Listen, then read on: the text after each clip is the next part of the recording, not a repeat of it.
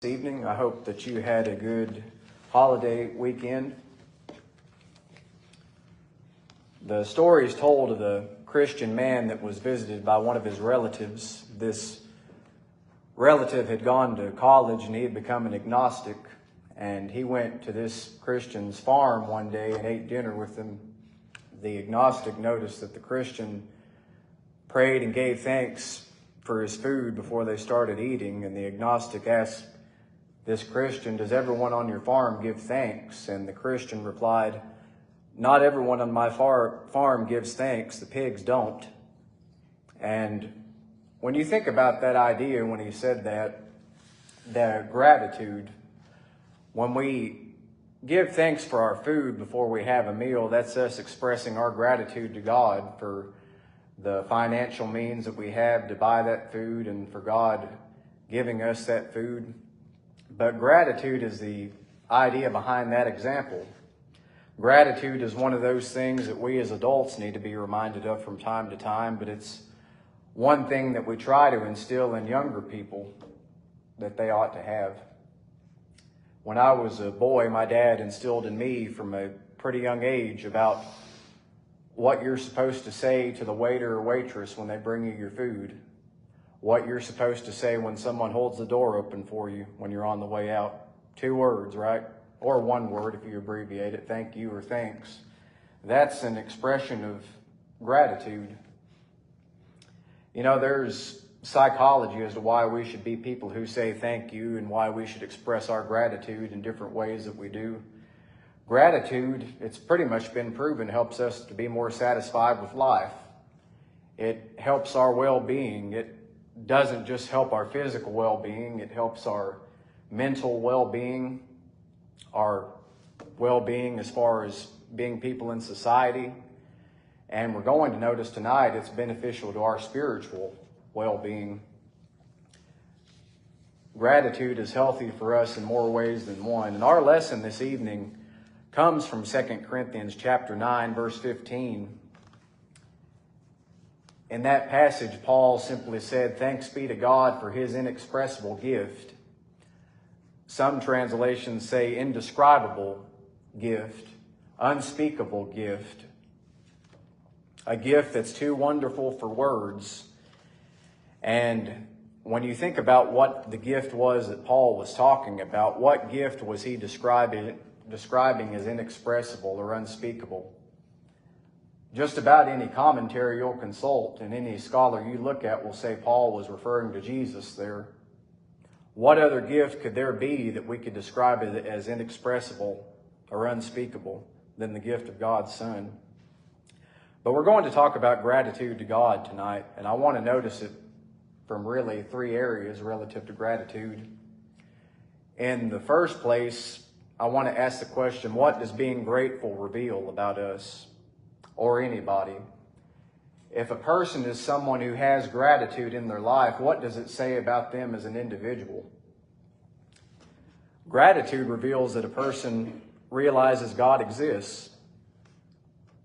They understand that God is real, and you ask the question, why? Well, like we alluded to in that story a moment ago, agnostics and atheists generally don't give thanks for their food because, well, an atheist simply defined as someone who doesn't believe in God, and an agnostic is someone who sort of has the disposition that maybe God exists, maybe he doesn't, I don't know. So they have a different worldview than you and I do as Christians. They might close their eyes and bow their head if they're having dinner with someone who happens to pray, but as a general rule of thumb, they don't practice it themselves. Now, with regard to atheism, we're not discussing the topic of the existence of God tonight, but I think it does bear mentioning it for a few moments.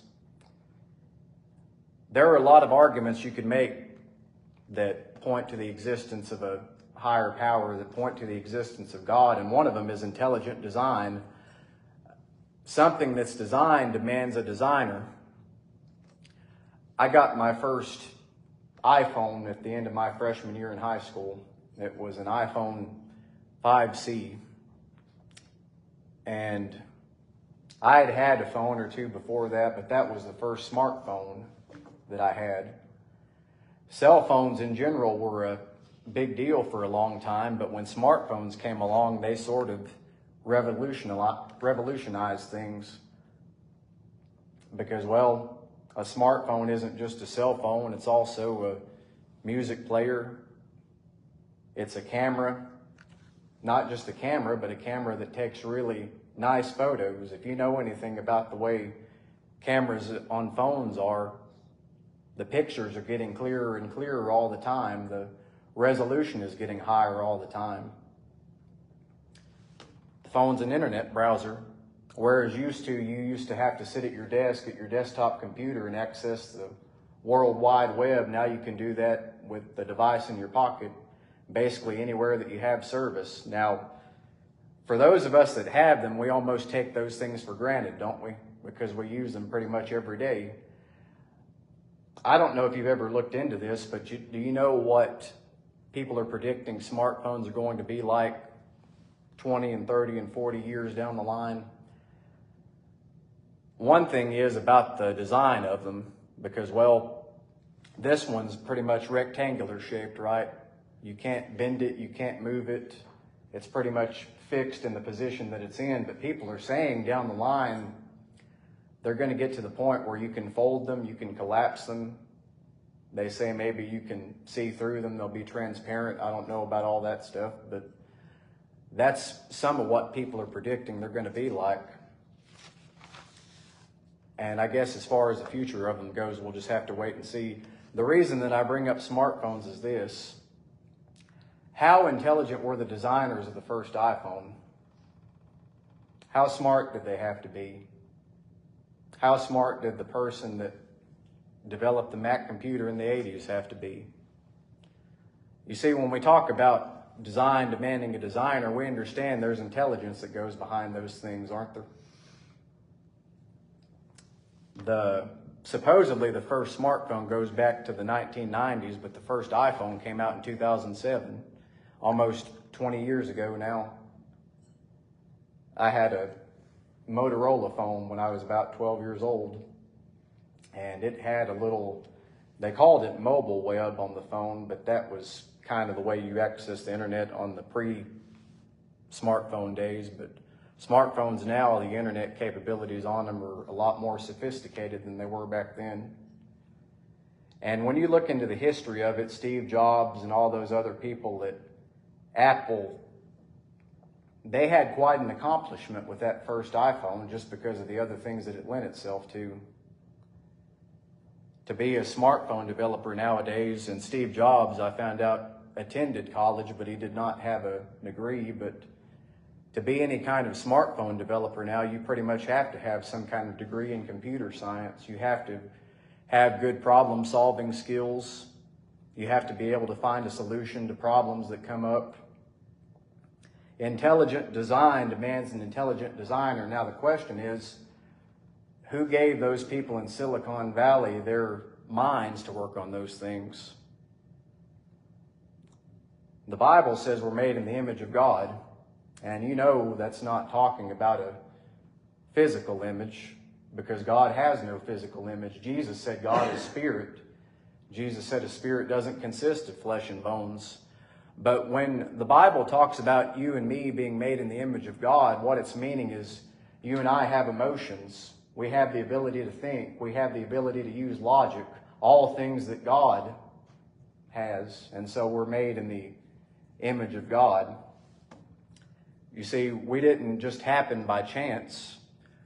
When you look at the internet, the universe is too vast to have come from something just by chance. Think about the galaxies in it. You really can't count them up. People have estimates about how many galaxies there are in the universe. But to think that we're just a speck in the universe on Earth. You ever thought about Earth with regard to the universe and our solar system? The Earth is the only planet so far that can sustain human life, and people have been talking for years about trying to colonize Mars. And that's another area of speculation of maybe we will, maybe we won't. But isn't it interesting that the earth is just the perfect distance away from the sun? The scientists call it the Goldilocks zone. Remember the porridge, not too hot, not too cold, just right. You see, if we were where Venus is, which is one of Earth's neighbors, the earth would be too hot. If we were where Mars is, earth would be too cold. And when you talk about living on a planet, you have to think something about water. Does Earth have water? About 71% of the earth is water. So we don't just have it, we have it in abundance. Does the Creator have anything to do with all of those facts I just mentioned to you? It's not by chance that we live here. The higher power is responsible for that. David said in Psalm 14, verse 1, that the fool has said in his heart, there is no God. When you look at all the evidence we have around us on the earth and in the heavens above, there's no reason to come to the conclusion that there is no God. God's given us evidence of His existence. David said in Psalm 19 about the heavens declare the glory of God, and the sky above shows His handiwork. Paul told the people at Lystra in Acts 14, verse 17, God did not leave Himself without witness. He did good by giving you rains from heaven and fruitful seasons, satisfying your hearts with food and gladness. So God is a reality to be accepted, but God isn't just a reality to be accepted. God is good. James 1:17 says, every good gift and every perfect gift comes down from above, from the Father of lights, with whom there is no variation or shadow due to change. God's innate nature is good. Earlier on in James chapter 1, James had been talking about the issue of temptation. And James made the statement in that letter that, let no one say when he is tempted, I'm being tempted of God, because God cannot be tempted with evil, neither does He tempt any man. And he gives one of the reasons for that there is because God made things good and He gives things that are good. And when it dawns on us that God is real and that God's nature is goodness, maybe it makes us realize that we're indebted to God just a bit more than we used to think that we were. That's what gratitude reveals. But in the second place, I want to answer that question a bit more detailed. Why should we be grateful? We've already touched on that a little bit in the beginning about why gratitude is good for us. UCLA Health ran an article 2 years ago, and the title of it was Health Benefits of Gratitude. And it said, saying thank you is nothing new, but practicing gratitude, regularly focusing on the positive parts of your life, is about more than having good manners. It can be a powerful health habit. And it goes on to say in this article that being thankful can reduce depression. There were 70 studies from over 26,000 people, and they believe that there is an association with having a high level of gratitude and a lower level of depression. They say in this article that grateful people have a happier life generally. They have stronger social relationships. They have a higher self-esteem.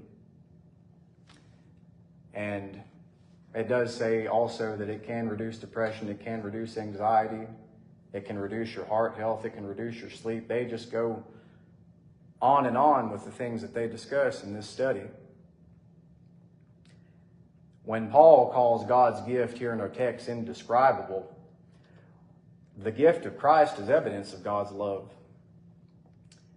In John 3:16, John said, God so loved the world that He gave His only Son.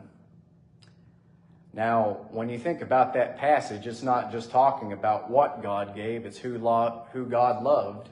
John says God loved the world. The world meaning all of humanity that was alienated from God. Rebellious people, wicked people, cruel people. God didn't just wipe out humanity in one foul swoop. That's one of the remarkable things about John 3:16, even though He would have been perfectly justified in doing so. but he loved people like mass murderers, human traffickers, child molesters. If they were the only people on the world that existed in the world, Christ still would have chosen to die for them. John said in 1 John chapter 4, verses 9 through 11, "In this the love of God was made manifest among us, not that we loved God, but that he loved us, that we might live through him. He sent his Son to be the propitiation for our sins. Beloved, if God so loved us, we also ought to love one another." Why should we love one another, John?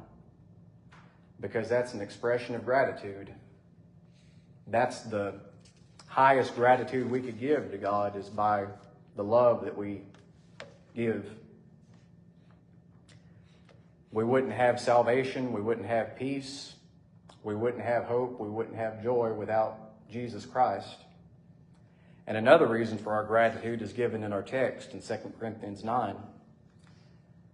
In verses 12 through 13, Paul was talking about the collection taken up by some Christians going to Christians in a different part of the world. He said, "The ministry of this service is not only supplying the needs of the saints, but is also overflowing in many thanksgiving to God. By their approval of this service, they will glorify God because of your submission that comes from your confession of the gospel of Christ and the generosity of your contribution for them and for all others." Paul had been talking about making a contribution and delivering it to the saints at Jerusalem. The collection that the Corinthians sent didn't just assist them with the material needs that they had. Paul said it led people giving gratitude to God because of it. The Corinthians, by their giving, showed their Christian character. And Paul said because of their liberality, other people would glorify God because of that contribution that they made. I think about the things we try to do with our congregation with regard to children's homes. Well, that's our hope and desire when we do those things, isn't it? That we can assist people in material need, but also that other people will glorify God because of that. And I'm thankful to God we're able to do those works. And if that means that others, apart from us, give gratitude to God because of it, all the better. But gratitude emphasizes God's goodness. Paul mentions being a cheerful giver and abounding in every good work in 2 Corinthians 9. And after that, he said in verse 11, "You will be enriched to be generous in every way, which through us will produce thanksgiving to God." People will say things sometimes like when something unexpected befalls them. Maybe they say this flippantly, but I think some people say it sincerely. Thank God. Now, we could argue whether people mean that one way or not. But liberality is at times a means of people giving gratitude to God. That's what Paul said. Jesus said when men see our good works, they do what? Give glory to our Father who is in heaven. When the Corinthians gave to these brethren that Paul was talking about, these Christians that were in need, it didn't just relieve them of the hardships they were facing. It had the bonus effect of promoting gratitude to God because of it. And if we can accomplish that as God's people, shouldn't that give us gratitude? Do you see how gratitude is kind of contagious, how it sort of spreads from one person to another? If I was in Paul's shoes and I found out about this, I would have given gratitude to God. I think Paul did, don't you? But that leads us to number 3. What does gratitude result in for us? What does it bring? We mentioned one thing already. It leads to other people being grateful. When we're a person that possesses gratitude, we look for opportunities to do good. I think there is a difference between doing good and looking for opportunities to do good. We can do good, but we may not do good all the time, right? It may just be a seldom occurrence. But if we're looking for opportunities to do good, that tells us one thing. That tells us it's on our mind a lot more than it probably otherwise would be. Because looking for opportunities gives us drive and it gives us purpose. In Philippians chapter 4, verses 6 through 7, Paul told the church, "Do not be anxious about anything, but in everything by prayer and supplication." Notice now, with thanksgiving, let your requests be made known to God. When we think about our prayer life, thanksgiving is part of that. One of the courses I took at Freed Hardeman was a course called Christian Worship. And that course was exactly what it sounds like. We focused on what we call the 5 different acts of worship: singing, preaching, praying, collection, and so forth. But one of the things we discussed in that class was our prayer life, not just when we're gathered together with the church, but also our private prayer life. And we sort of zeroed in on the question, how do we get more out of our own personal private prayers? And one of the things that the instructor emphasized was give gratitude. Lord, I thank you for X, Y, and Z. It sort of changes your perspective a bit when you focus so much on thanksgiving. And of course, we ought to make our requests known to God. Paul says that. We ought to bring to God people that we have on our hearts and minds that we ought to pray for, but we shouldn't overlook the things that we're thankful for. In fact, I dare say when we focus more on the things that we're thankful for, that might be a list just as long as the prayer requests that we have, don't you think? Remember what the song says, count your many blessings, name them one by one. It will surprise you what the Lord has done. But you think about the things that we're grateful for. Are you thankful that you have a car to get to your places that you need to go to, that you have a house to live in and a bed to sleep in? Are you thankful you've been able to live up to this present day? Are you thankful that Christ loved you enough to take you to glory? Are you thankful to be a part of a church family that cherishes you and loves you? You see, we need something to counter all the negatives that we're going to face in life, because there's so much of life that's negative. There's so much in life that discourages us. And being grateful to God for all the things that He's done encourages us.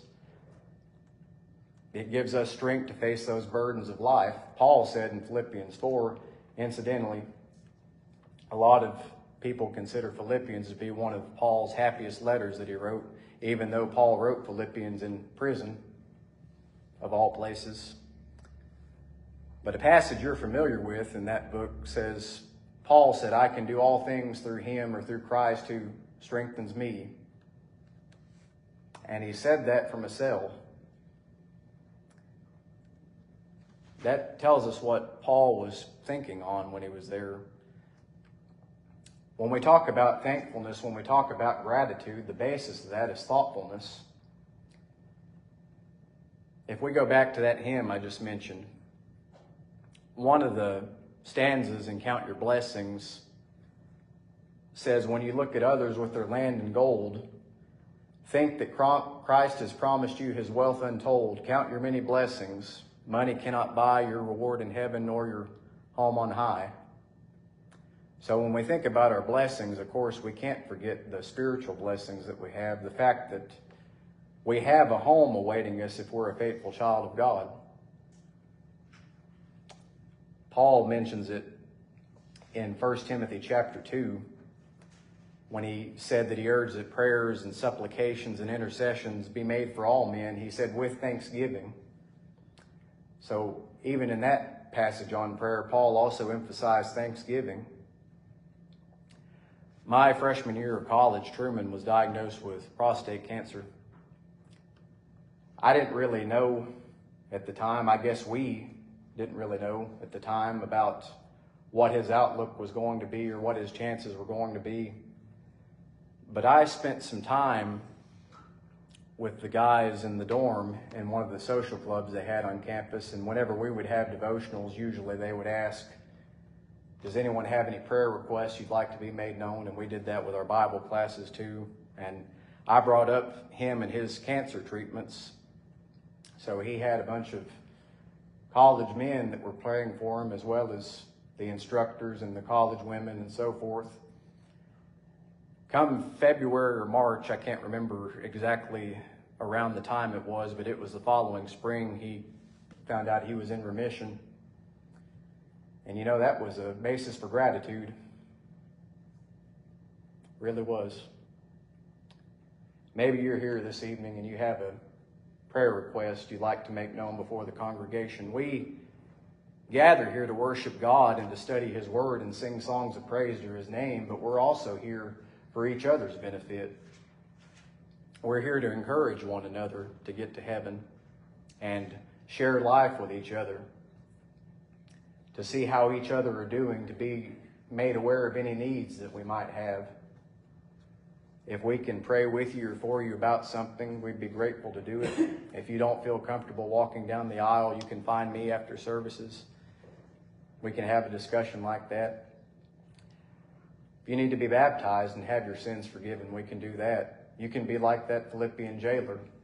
Luke said in the book of Acts that after he had taken Paul and Silas and washed his stripes, he was baptized along with his entire household. And after that is stated, Luke says he rejoiced with his entire household that he had obeyed God, believed in God. Whatever your need is, we hope you'll let us know as we stand and as we sing.